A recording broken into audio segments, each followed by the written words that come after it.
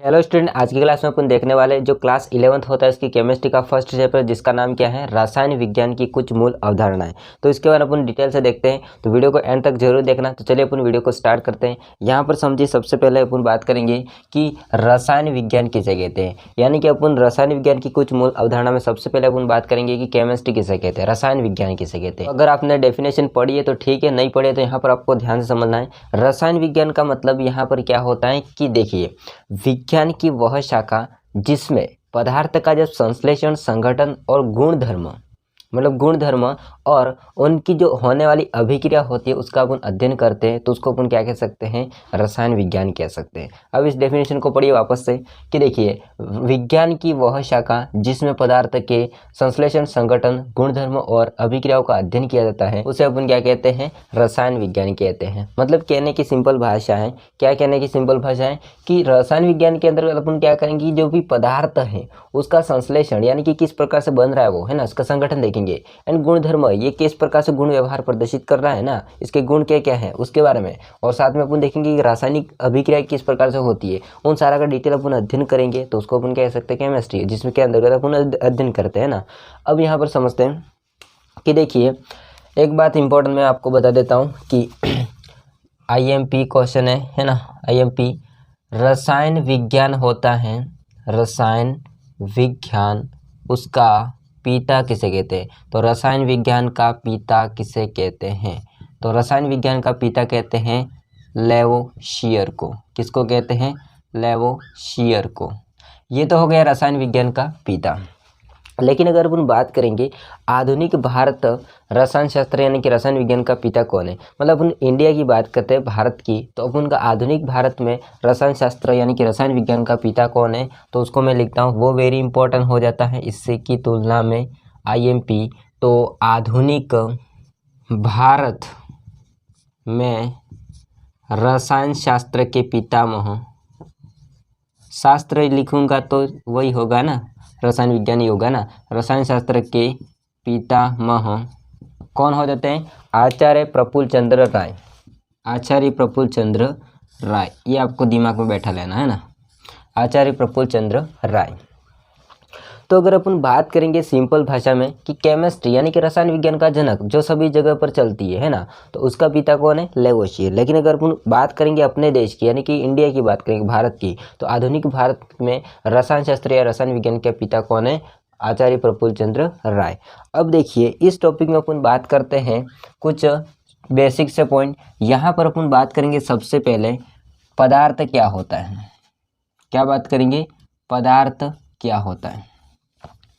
तो पदार्थ जो होता है उसको अपन कभी के बार क्या कहते हैं, द्रव्य। क्या कह सकते हैं, द्रव्य। तो देखिए, मैंने द्रव नहीं लिखा है, द्रव अलग चीज होता है ना, द्रव अलग चीज होता है और द्रव्य भी अलग चीज होता है।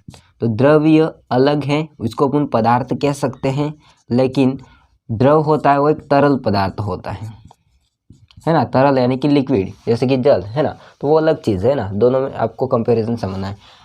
अब यहाँ पर अपन को समझना है कि जो पदार्थ होते हैं उसकी अगर अपन बात करते हैं तो पदार्थ होते उसके दो आधार हो जाते हैं। यहाँ पर पदार्थ होते इसके दो आधार हो जाते हैं, एक हो जाता है भौतिक अवस्था के आधार पर और दूसरा हो जाता है रासायनिक अवस्था के आधार पर। अगर अपन बात करते हैं भौतिक अवस्था के आधार पर, तो इसको अपन तीन भाग में डिवाइड करते हैं। कितने भाग में डिवाइड करते हैं, तीन भाग में। एक हो जाता है ठोस, एक हो जाता है द्रव और एक हो जाता है गैस। अगर अपन बात करेंगे रासायनिक अवस्था के आधार पर, तो उसके दो प्रकार हो जाते हैं, मतलब दो भाग में इसको डिवाइड करेंगे। और एक हो जाता है इसमें शुद्ध पदार्थ, एक हो जाता है इसमें क्या, शुद्ध पदार्थ, और एक हो जाता है मिश्रण। क्या हो जाता है, मिश्रण। अब जो शुद्ध पदार्थ होते हैं उसको भी दो भाग में डिवाइड करेंगे, एक हो जाता है तत्व, एलिमेंट्स, और दूसरा हो जाता है यौगिक, दूसरा हो जाता है उनका यौगिक। अब बात करते हैं मिश्रण होता है उसके भाई, तो मिश्रण होता है उसके दो भाग हो जाते हैं, एक हो जाता है समांगी मिश्रण, समांगी मिश्रण, और दूसरा हो जाता है विषमांगी मिश्रण। तो दोस्तों इस प्रकार से अपन वर्गीकरण करते हैं यहाँ पर। इस प्रकार से सारा अपन देखते हैं पदार्थ में अलग अलग आधार होते हैं दो, कौन कौन से, भौतिक अवस्था के आधार पर और दूसरा होता है रासायनिक अवस्था के आधार पर। जब उन भौतिक अवस्था के आधार पर देखते हैं तो उसके तीन प्रकार हो जाते हैं। इसको अपन द्रव्य की अवस्था भी कह सकते हैं वैसे, है ना। तो वो कौन सी होती है, ठोस, द्रव, गैस। और दूसरा होता है रासायनिक अवस्था के आधार पर, उसमें अपन देखेंगे शुद्ध पदार्थ एंड साथ में मिश्रण मिलता है। जो शुद्ध पदार्थ होता है उसके दो प्रकार होते थे, तत्व एंड यौगिक। जो अपन मिश्रण होता है उसके दो प्रकार होते थे, समांगी मिश्रण और विषमांगी मिश्रण। दोस्तों इसके बाद अपन देखते हैं सबसे पहले पदार्थ क्या होता है। तो पदार्थ की डेफिनेशन को देखते हैं अपन। इसको अपन द्रव्य भी कह सकते हैं। क्या कह सकते हैं, द्रव्य। और इंग्लिश में तो इसको कहते हैं मैटर, है ना। तो पदार्थ का मतलब क्या होता है इसको समझिए। पदार्थ का मतलब क्या होता है कि दुनिया में प्रत्येक वस्तु होती है। अब इस वस्तु में क्या होता है, कोई न कोई भार होता है यानी कि द्रव्यमान होता है, और कोई न कोई स्थान ग्रहण करती है। यानी कि हर एक वस्तु जिनका कोई द्रव्यमान होता है और वो कोई स्थान ग्रहण करती है या स्थान घेरती है, उसको अपन कह सकते हैं पदार्थ या फिर द्रव्य कह सकते हैं। समझे ना बात को। तो इसकी डेफिनेशन को मैं यहाँ पर लिखता हूँ। मैं लिखूँगा यहाँ पर वस्तु जिनका द्रव्यमान होता है तथा वह स्थान ग्रहण या स्थान घेरती है, उसे पदार्थ कहते हैं। उसे क्या कहते हैं, पदार्थ कहते हैं। समझे ना। जैसे कि आपसे आपके पास जो भी है लिख सकते हैं। पुस्तक है आपके पास तो पुस्तक हो गया वस्तु, है ना। पेन हो गया वस्तु, उसका कोई न कोई भार हो सकता है। रबर लिख सकते हैं। आपके पास जो भी चीज़ है वो सारी क्या कहलाती है, वस्तु या द्रव्य या फिर मैटर कहलाती है। यानी कि कोई न कोई इसका द्रव्यमान या फिर भार कह सकते हैं अपन, है ना, वो होता है। और क्या करती है वो, कोई न कोई स्थान ग्रहण करती है। यानी कि छोटा स्थान ग्रहण करती है, ज़्यादा करती है, उस पर डिपेंड नहीं करता है, बस स्थान ग्रहण करती है और द्रव्यमान होता है तो उसको अपन वस्तु कह सकते हैं। अब वस्तु होती है वो दो टाइप की यहाँ पर बात की गई है कि एक भौतिक अवस्था के आधार पर और दूसरा है रासायनिक अवस्था के आधार पर। तो दोस्तों सबसे पहले अपन समझते हैं भौतिक अवस्था के आधार पर। तो भौतिक अवस्था के आधार अपन जानते हैं एक होता है ठोस, यानी किसको अपन कह सकते हैं सॉलिड, और दूसरा होता है द्रव, यानी किसको अपन कह सकते हैं लिक्विड, और तीसरा होता है गैस। तो गैस को भाई साहब गैस ही कहते हैं, है ना। अब देखिए इन तीनों को अपन कंपेयर करके समझते हैं क्या क्या होता है ना। तो जैसे कि अपन बात करते हैं ठोस। ठोस का मतलब क्या होता है, जैसे कि आपके पास पेन होगा, बर्फ़ का आपने टुकड़ा देखा होगा, तो ये सारी चीज़ें क्या हैं, ठोस है ना। जैसे कि आपके पास में पुस्तक है, जैसे कि टेबल है, कुर्सी है, ये सारी ठोस होती है ना। लेकिन अपन एक्चुअल में बात करें, क्या बात करें कि अगर ठोस में पदार्थ की अवस्था में क्या ऐसा हो सकता है कि वो ठोस रूप ले लेता है। तो देखिए अणुओं के मध्य आकर्षण करके मतलब आपस में बांधने वाला एक बल होता है जिसको अपन कह सकते हैं अंतराण्विक बल। अब इस भाई साहब में अंतराण्विक बल इतना प्रबल होता है कि वो एक ठोस रूप ले लेता है।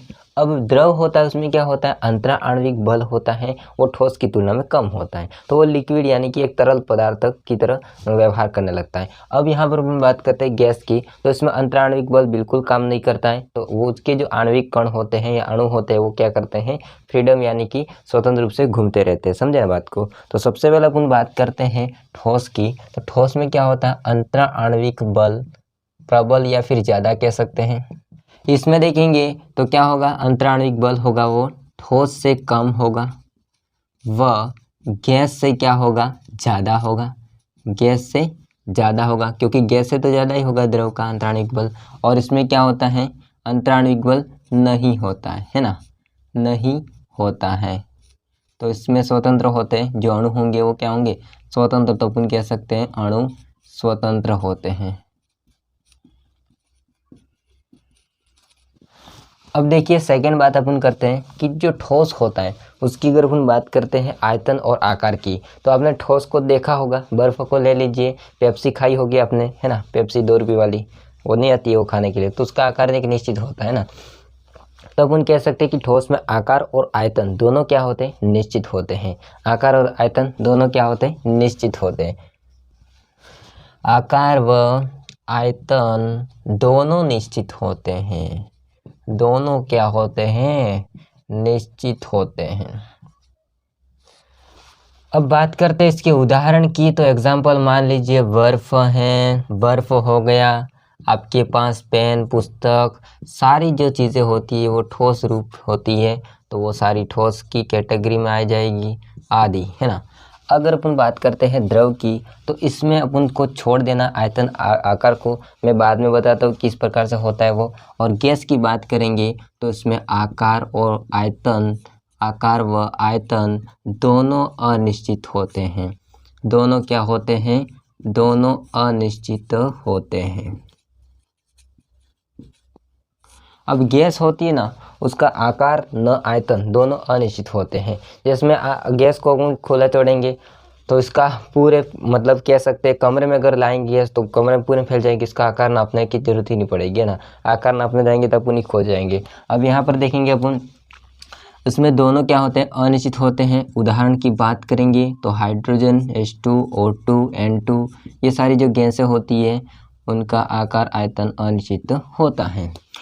अब मैंने इसको क्यों छोड़ दिया, देखिए इसको भी बाद में बताता हूँ। जैसे कि आपने 1 लीटर पानी लिया, 1 लीटर पानी को आपने गिलास में डाला तो इसका गिलास का आकार ले लिया। अब बात करते हैं इसको, अगर प्लेट में डालते हैं इस पानी को, 1 लीटर के पानी को, जैसे प्लेट में जाएगा तो 1 लीटर से 2 लीटर होगा ही नहीं, है ना। 1 लीटर था तो 1 लीटर ही रहेगा। अर्थात अपन कह सकते हैं कि आयतन तो निश्चित होगा, लेकिन जो पहले गिलास का रूप ले लिया था अब प्लेट क्या रूप ले लेगी तो आकार क्या होगा, अनिश्चित हो गया। आकार क्या हो गया, अनिश्चित हो गया। तो अपन कह सकते हैं कि लिक्विड होता है उसमें आकार क्या होगा, आकार अनिश्चित होगा, लेकिन आकार अनिश्चित होगा, लेकिन आयतन क्या होगा, निश्चित होगा। आयतन क्या होगा, निश्चित होगा, है ना। आयतन क्या होगा, निश्चित होगा। एग्जाम्पल की बात करते हैं, जैसे तो H2O अपन ले सकते हैं, है ना, दूध वगैरह ले सकते हैं, आदि अपन यहाँ पर एग्जाम्पल लेते हैं। अब अगर इसकी अपन अणुओं की व्यवस्था देखना चाहते हैं, ठोस, द्रव और गैस की, तो उनकी व्यवस्था कैसी होती है इसको समझिए ध्यान से। इनकी अगर अपन बात करते हैं अणु की व्यवस्था, तो ये अणु है, तो इसके बाद ये अणु है, इसके बाद ये अणु है, इसके बाद ये अणु है। तो इस प्रकार से यहाँ पर अपन बात करते हैं तो इनका अणुओं की व्यवस्था कुछ इस प्रकार के अपन को दिखाई देती है, समझे ना। ये जो इस प्रकार से, है ना, मधुमक्खी के छत्ते के समान। एंड अगर अपन बात करते हैं द्रव की, तो इसमें क्या होगा, द्रव में अगर इसको अपन डिब्बे में देखेंगे तो इसका कण इधर होगा, तो थोड़े दूर होंगे ना उसकी तुलना में। ये हो जाएगा अपन का द्रव के लिए, ये ठोस के लिए। और अब उन गैस के लिए बनाते हैं तो गैस के लिए हो जाता है कैसा, इस प्रकार से कुछ होगा, है ना, थोड़ा सा दूर हो गए ज़्यादा, इस प्रकार का हो जाएगा गैस के लिए। तो यहाँ पर हो गया भौतिक अवस्था के आधार पर। अब अपन समझते हैं यहाँ पर रासायनिक अवस्था के आधार पर। तो मैं इस चित्र को मिटा देता हूँ यहाँ से, क्योंकि इन चित्र का कोई काम नहीं, आपको व्यवस्था बताने के लिए बताया था। अब अपन समझते हैं रासायनिक वाला। तो रासायनिक अवस्था के आधार पर, तो रासायनिक अवस्था के आधार पर पहला हो जाता है शुद्ध पदार्थ। तो शुद्ध पदार्थ प्योर सबस्टेंस हो जाएगा। अब शुद्ध पदार्थ की अपन बात करते हैं तो शुद्ध पदार्थ में क्या होता है कि इनका जो संगठन होता है वो निश्चित होता है। क्या होता है, संगठन होता है वो निश्चित होता है। लेकिन अगर अपन बात करेंगे मिश्रण में, तो मिश्रण में क्या होगा, संगठन होता है वो निश्चित नहीं होता है। अब मिश्रण होता है उसको अपन भौतिक विधियों के माध्यम से अलग कर सकते हैं, लेकिन अपन शुद्ध पदार्थ होता है इसको भौतिक विधियों के द्वारा अलग नहीं कर सकते। लेकिन मिश्रण में क्या होता है, भौतिक विधियों के द्वारा इसको अलग कर सकते हैं। तो सबसे पहले अपन बात करते हैं यहाँ पर शुद्ध पदार्थ की, तो इनका संगठन होता है वो क्या होता है, निश्चित होता है। संगठन होता है वो निश्चित होता है, और इसको भौतिक विधियों के द्वारा अलग नहीं कर सकते। भौतिक विधियों द्वारा अलग नहीं कर सकते। एग्जाम्पल के थ्रू अपन मान के चलिए गोल्ड है, सिल्वर है, H2O है ना। इसके अंदर अपन बात करते हैं H2O है, NH3 है आदि। अब अपन बात करते हैं यहाँ पर तत्व और यौगिक। तो तत्व की बात करेंगे पहले, और सेकंड हो जाता है यौगिक। तत्व की बात करेंगे जिसमें क्या होते हैं, एक ही परमाणु से मिलकर बनते हैं, एक ही परमाणु से मिलकर बने होते हैं। जैसे कि एग्जाम्पल के थ्रू आप समझ सकते हैं H2, N2, Cl2, S8, P4, ये सारे क्या हैं, तत्व।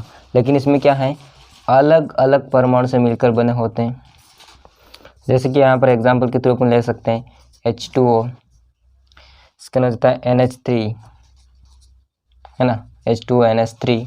इस प्रकार के यहाँ पर आदि अपन कर सकते हैं। तो देखिए, तत्व और यौगिक में ज़्यादा डिफरेंस नहीं है। जो तत्व होता है इसमें एक ही प्रकार के अगर परमाणु आपस में मिल जाते हैं तो उससे कहते हैं अपन तत्व। जैसे कि यहाँ पर देख सकते हैं आप, ऐसे P4 भी देखा होगा। अब P4 में देखेंगे तो 4 फॉस्फोरस होंगे। अब 4 फॉस्फोरस होंगे, वो एक ही प्रकार के परमाणु है, और जब आपस में मिल गए तो उसको तत्व कह सकते हैं। जैसे कि यहाँ पर S8 है, सल्फर होते हैं 8 होते हैं, लेकिन एक ही प्रकार के परमाणु है, तो जैसे एक ही प्रकार के परमाणु आपस में मिलते हैं तो उसको अपन तत्व कह सकते हैं। लेकिन दो अलग अलग, अगर दो से ज़्यादा भी कह सकते हैं ना, दो या फिर दो से ज़्यादा अगर परमाणु अलग अलग हैं और आपस में मिलते हैं तो उससे कहते हैं यौगिक, है ना। तो उसको अपन क्या कह सकते हैं, यौगिक। जैसे कि H2 है, NH3 है। H2 में अपन देखेंगे 2 हाइड्रोजन 1 ऑक्सीजन, NH3 में अपन देखेंगे 1 नाइट्रोजन और 3 हाइड्रोजन हो जाते हैं, तो अलग अलग परमाणु हो जाते हैं, तो उसको अपन कह सकते हैं तत्व है यौगिक। अब यहाँ पर जो बाकी रह गया वो है मिश्रण। तो मिश्रण के लिए मैं 2 ऑलरेडी वीडियो बना चुका हूँ, तो इसका लिंक आपको ऊपर आई बटन में या फिर नीचे डिस्क्रिप्शन में मिल जाएगा, तो उस वीडियो को देख लीजिएगा, क्योंकि मैं यहाँ पर नहीं समझाऊंगा मिश्रण सामग्री और विषमांगी मिश्रण क्या होता है। उनके 2 वीडियो बने हुए, तो दोनों का आपको लिंक मिल जाएगा। तो आई होप को सारा समझ आ गया होगा। मिलते हैं नेक्स्ट वीडियो में, तब तक बाय, जय हिंद, वंदे मातरम, और इसका एक स्क्रीनशॉट ले लेना।